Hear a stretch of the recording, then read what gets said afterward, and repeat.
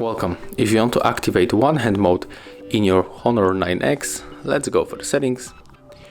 Then just scroll down and click on the accessibility features. Then move to the one-handed mode.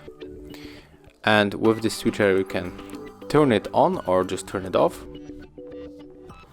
And we have two methods. We can use it from the navigation keys. So let's swipe from the right or the left side.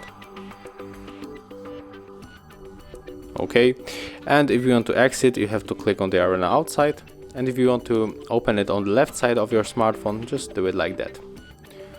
And also there's the method with the without the navigation keys.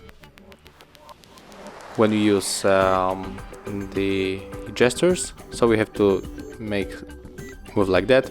But of course right now it's not going to work because we had the free case buttons. Thank you guys for watching. Thumbs ups, comments and subscribe to our channel.